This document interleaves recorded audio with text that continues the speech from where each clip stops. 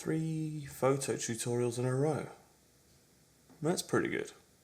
If you're new to using Lightroom and you want to pick up some tricks, well, this is the video for you.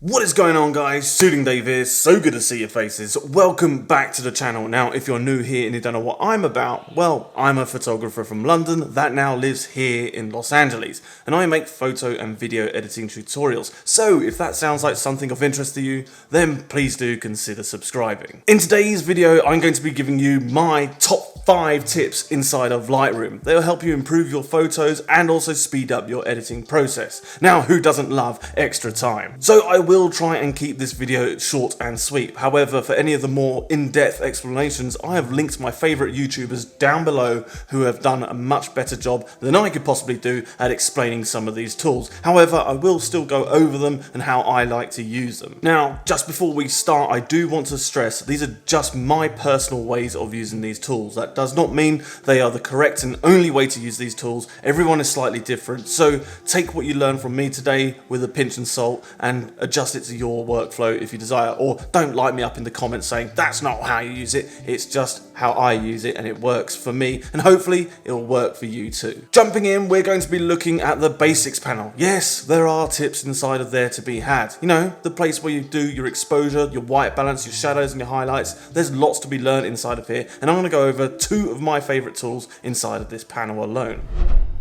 Sure, you can just use the sliders, but do you actually know what you're doing? Are you fixing the colors or are you actually messing them up? Now, fortunately, there is a tool that is built in. Now, the keyboard shortcut for it is W, or you can just click on the little eyedropper. Now, what you want to do is sample an area inside this image that should be neutral grey. Or you can use white if you want to. However, I prefer not to use white as it can be overexposed and this will affect your result. So you really want to look for something that you know should be 100% grey. So something like sheet metal on a building, tarmac. I use license plates out here in America because they're pure white, and if they're not overexposed, they can be a useful tool for setting your white balance. However, Lightroom won't always do a perfect job. It might get you close. However, you might need to adjust it a little bit further using the warmth and tint sliders. But take it with a pinch of salt, use it, hopefully it gets into the realm, and you can always adjust it afterwards. Now, the next tip is actually a guide, and it is super useful. As someone that used to print a lot of their images and still does, and also used to work for a bunch of magazines, this one is an important one. So if you're wanting to do the same, then I suggest you pay attention. Basically, pressing J on your keyboard will allow you to see highlight and shadow warnings. Basically, if you're overexposed or underexposed. Now, it is useful to know this because you can't print those colors that have gone beyond it. So red areas will be where it's overexposed, blue areas will be where it's underexposed. Basically meaning there is no more information to be had inside of that. Now, so what you want to do is use your shadows and highlight sliders to just bring the image back so it doesn't clip into those areas. A little bit of clipping is fine, but you don't want half of your image to be falling into shadow or being blown out, because when you come to print it out, there'll be no detail there whatsoever. And once you're done, just press J on your keyboard again. This will hide the highlight warnings. Next up, we have the tone curve. Now, this is probably my favorite tool inside of Lightroom. This is where I get that signature Shooting Dave look from. Now, I don't use the contrast sliders at all inside the basic panel. I do all of my contrast in here. Now, if you've never seen the tone curve before and yours doesn't look like mine, what you want to do is hit that little dot to the right of the S curve. This will give you the same tone curve that I have, and you can follow along at your own pace if you want. And if you want a much more in-depth tutorial on how to do this, Becky and Chris have done a wonderful tutorial that goes super in depth and will make you an expert in no time, so I will link that down below. Essentially, looking at the graph, you have your blacks on the far left and your whites on the far right, but if you look a little bit closer, you can actually see there's a slight grid overlaid on there. So basically, to the right of the blacks, you have your shadows. In the middle, you have your midtones. To the right of that, you have your highlights. And on the far right, you have your whites. Now, clicking any of those points on that graph and then moving them up or down will change your image. If you move it up, it's going to brighten it. If you drag it down, it's going to darken it. Now, this is where I typically add my contrast, as I mentioned before. So to do that, we can add a slight S-curve. So basically, anything in the shadows, click a dot there, and something in the highlights, click a dot there. And what you want to do is drag down the shadows and push up the highlights. This will add a slight S-curve to the graph. This is how you add extra contrast. If you wanted to do something like adding a filmic look in there where the blacks don't really have any information in there, what you can do is take the black point, lift it up a little bit, then on the shadow point, click and then drag down. So basically you're adding a little tail to the bottom of the graph, and this will give that filmic look. But wait, there's more. What do these colored ones do? Well, I'm glad you asked, or rather I assume you asked. I can't actually see you, you're just a camera.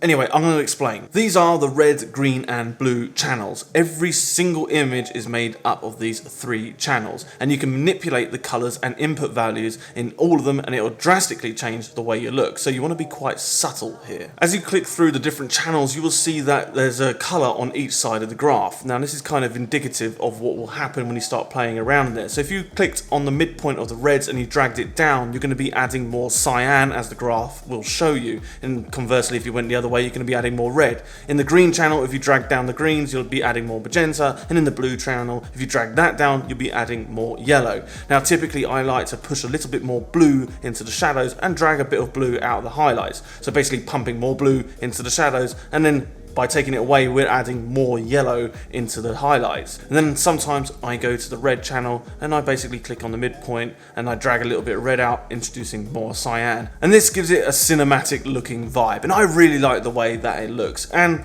as I mentioned earlier, tone curves are basically my favorite. I love using them. It's just a much more organic way of working with your image rather than just using sliders and going left and right. Oh, and as I mentioned earlier, if you really do have no idea what I'm talking about, then I urge you to check out the video by Becky and Chris. They go into much more detail and you'll be an expert in no time.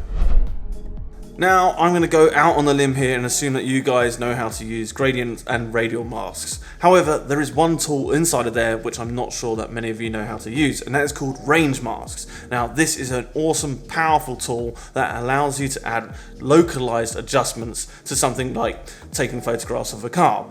Basically, once you turn it on, it allows you to select a certain color range within your radial mask or gradient ramp. So what you can do here is you can drag a radial mask around the car, turn on the range mask tool, and then basically use the eyedropper to select the car paint. You can press O on your keyboard and it will highlight in red what is being affected. If not all of the car paint is being selected, then you can hold down Shift on your keyboard and click and drag some more of the sample area until you basically have a full selection of your car paint. So what you can do from here is you can add in some extra exposure, some contrast, some vibrance, saturation, sharpening, whatever you want to do. The list goes on, but it's an amazing way of making your car pop off of that background. It also doesn't have to be a car, it can be whatever you want. So say you're shooting fashion, lifestyle, landscapes, you can use it there as well. But basically it's an amazing way of being able to manipulate localized colors using something like a radial mask or a gradient mask. Now, Dana Did It has already done, that's funny, Dana Did It has already done an amazing tutorial on the color grading tools inside of Lightroom. If you've never seen them before, well, that's because they are new. It's the latest addition to the Lightroom toolbox. Essentially, I think of the color grading tools as the final step inside of Lightroom. So you've already corrected your white balance, you've adjusted your exposure, you've got your highlights and your shadows in the place that you want, and now you want to add a kind of cinematic look to the image. Now, this would be the perfect place to do it.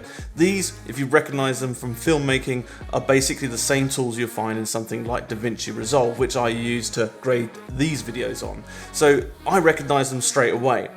What is cool about them is basically you have 3 different wheels in which you can manipulate the image.